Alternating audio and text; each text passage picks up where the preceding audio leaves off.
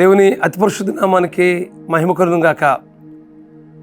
Oh for today వాక్య సందేశానికి మిమ్మల్ని అందరినీ ప్రేమపూర్వకంగా ఆహ్వానిస్తూ ఉన్నాను. ఎలా ఉన్నారు? అంతా క్షేమంగా ఉన్నారు కదూ? మీ కొరకు మేము నిత్యము మా అనుదిన ప్రార్థనలో జ్ఞాపకం చేసుకుంటూ ఉన్నాం.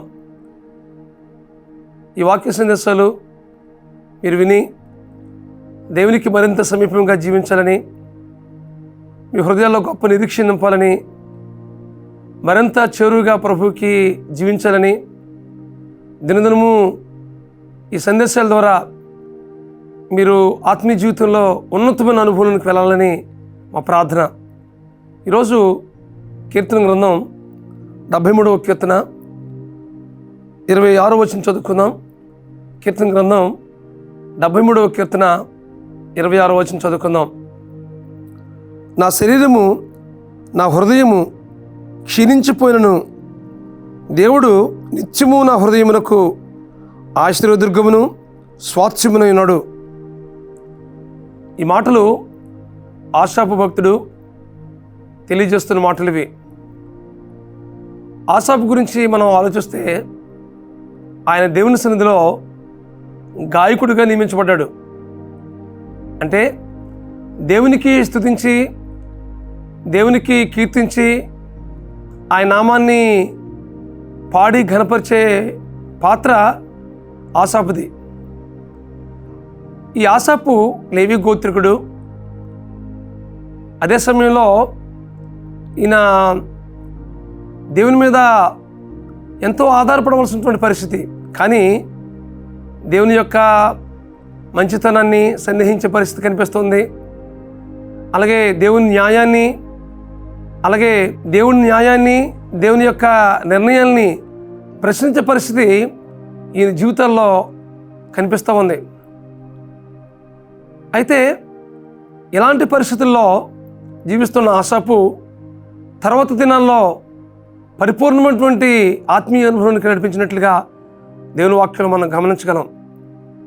ఈ 73వ కీర్తనలో మనం చూసినట్లయితే ఆయన ఏ విషయాలైతే దేవుని సందేహించాడో, ఏ విషయాలైతే దేవుని ప్రశ్నించాడో, ఆ స్థితి అంతటినీ దేవుని సన్నిధిలో ఒప్పుకుని ప్రభువా నన్ను క్షమించు అని ఒక పరిపూర్ణమైనటువంటి విశ్వాసం అనుభవానికి ఆశాపు వచ్చినట్లుగా దేవుని వాక్యం మనం గమనించగలం. ఈ ఆశాపు లేవి గోత్రికుడు. ఆ దినంలో లేవీలకి స్వాస్థ్యం లేదు.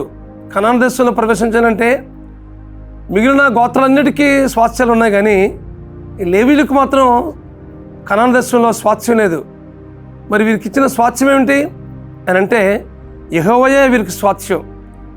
కాబట్టి అలాంటి దేవుని మీద ఆధారపడే పరిస్థితి మొదటి దినాల్లో ఆయన జీవితంలో ఆధారపడే పరిస్థితి లేదు, కానీ తర్వాత పరిపూర్ణమైనటువంటి ఆత్మీయ అనుభవం కనిపించినట్లుగా దేవుని వాక్యంలో మనం గమనించగలం. ఆ సందర్భంలోనే 73వ కీర్తన 25వ వచనంలో ఒక మాట అంటాడు కదూ, ఆకాశమందు నువ్వు తప్ప నాకెవరున్నారు, నువ్వు నాకుంటుండగా ఈ లోకంలో ఏది అక్కర్లేదు ప్రభు అని అంటున్నాడు. అంటే దేవుని మీద ఎంత ఆధారపడిన పరిస్థితి కనిపిస్తుందో దీన్ని బట్టి మనం అర్థం చేసుకోవచ్చు. అలా అంటూనే ఒక మాట అంటున్నాడు కదా 26వ వచనంలో మనం చూసినట్లయితే, నా శరీరము నా హృదయము క్షీణించిపోయినను దేవుడు నిత్యము నా హృదయమునకు ఆశ్రయ దుర్గమునై స్వాస్థ్యమునై ఉన్నాడు అంటున్నాడు. అంటే ప్రభువా నా జీవితానికి ఆశ్రయము స్వాస్థ్యము నీవే ప్రభువా అని సంపూర్ణంగా దేవుని మీద ఆధారపడే పరిస్థితి ఆశాపు జీవితంలో కనిపిస్తూ ఉంది. ఒకప్పుడు దేవుని ప్రశ్నించే పరిస్థితి నుంచి ఇప్పుడు దేవుని మీద సంపూర్ణంగా ఆనుకునే పరిస్థితులకి నడిపించబడుతున్నాడు. లేవీలకి స్వాస్థ్యం ఏదంటే యెహోవాయే స్వాస్థ్యం, దేవుని మీద ఆధారపడే పరిస్థితే వీరి జీవితంలో ఉంది. కాబట్టి ఆశాపు పరిపూర్ణంగా దేవుని మీద ఆధారపడుతున్నట్లుగా, ఆయనే ఆశ్రయదుర్గం, ఆయనే స్వాస్థ్యంగా చేసుకుంటూ బ్రతుకుతున్నట్లుగా మనం దేవుని వాక్యంలో గమనించగలం. ఈ వాక్యం ఉంటున్న మీ జీవితాల్లో మీ ఆధారం ఏమిటి, మీ స్వాస్థ్యం ఏమిటి, మీ ఆశ్రయం ఏమిటి? దేవుని మీద సంపూర్ణంగా మనం అనుకుంటున్నామా? కొన్ని పరిస్థితులు మన జీవితంలో ఎలా ఉంటాయంటే, దేవుడు నా జీవితంలో ఎందుకు ఇలాంటి పరిస్థితి ఇచ్చాడు, అసలు దేవుడు ఉన్నాడా, దేవుడు ఉంటే నా జీవితంలో ఎందుకు ఇలాంటి కష్టాలు, ఇలాంటి సమస్యలు, ఇలాంటి శ్రమలు, ఇలాంటి ప్రతికూలమైనటువంటి అనుభవాలు గుండా నన్ను ఎందుకు నడిపిస్తున్నాడు అనే ఆలోచనలు మన జీవితంలో అప్పుడప్పుడు తలెత్తూ ఉంటాయి. కానీ మన దేవుడు సర్వశక్తిగల దేవుడు. నిజంగా ఆయన స్వాస్థ్యంగా మనం చేసుకున్నప్పుడు మన జీవితంలో ఏ ప్రశ్నలు అయితే ఆశాపులాగా మన జీవితంలో ఎదురవుతున్నాయో వాటన్నిటి నుంచి దేవుడు విడిపించి మన జీవితంలో గొప్ప జీవం ఇవ్వడానికి, మన జీవితంలో ఆయన గొప్ప కార్యాలు చేయడానికి శక్తిగల దేవుడుగా ఉన్నాడు. ఆసాపు చివరికి ఏ అనుభవంలోకి వెళ్ళానంటే, నువ్వే నాకు ఆశ్రయం ప్రభువా, నువ్వే నా స్వాస్థ్యం ప్రభువా, నువ్వు తప్ప నాకు ఏ ఆధారం లేదు ప్రభువా అని అంటున్నాడు. ఆకాశమందు నువ్వు తప్ప నాకెవరున్నారు ప్రభువా, నువ్వు నాకు ఉంటుండగా ఈ లోకంలో ఏదీ నాకు అక్కర్లేదు అంటున్నాడు. అంటే ఆయన ఉంటుంటే మన జీవితంలో ఇంకేమి కొదువా, ఆయన ఉంటే అన్నీ సమస్తం ఉన్నట్టే.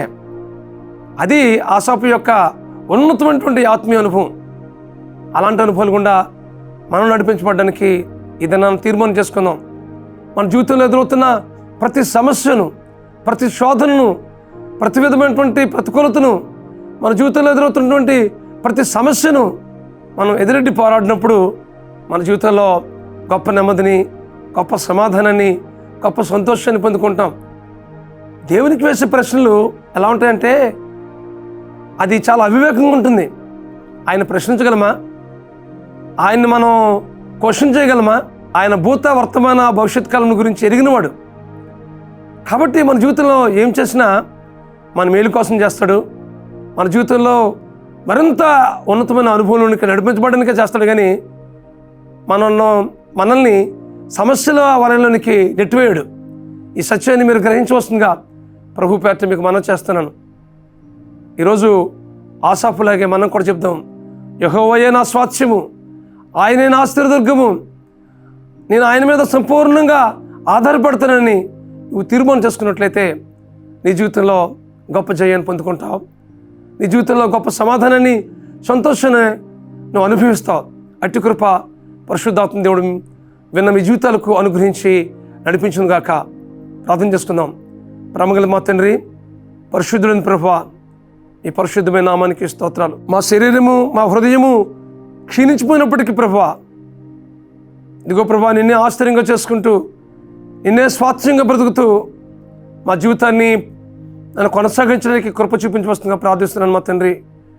కొన్నిసార్లు మా జీవితాల్లో ఎదురవుతున్న ప్రతి ప్రశ్న మా ముందు నిలబడినప్పుడు ప్రభువా, మీ మీద సంపూర్ణంగా ఆధారపడి, మీ మీద సంపూర్ణంగా ఆశాపోలే ఆయన ఆనుకుని వాటిని ఎదురెడ్డి పోరాడగలిగే ఆత్మీయ స్థైర్యాన్ని మాకు అనుగ్రహించి నడిపించవలసిందిగా మనం చేస్తూ, తద్వారా మా జీవితాల్లో మీరు కలుగజేయబోతున్న ప్రతి ఆశీర్వాదాన్ని పొందుకోవడానికి కృప చూపించవలసిందిగా మనం చేస్తూ, మీ కృపగల హస్తానికి మాకు మేము అప్పగించుకుంటూ, మా ప్రభువును మా రక్షకుడినైన యేసుక్రీస్తు నామములో ఈ ప్రార్థన అడిగి వేడుకుంటున్నాం తండ్రి. ఆమేన్, ఆమేన్, ఆమేన్.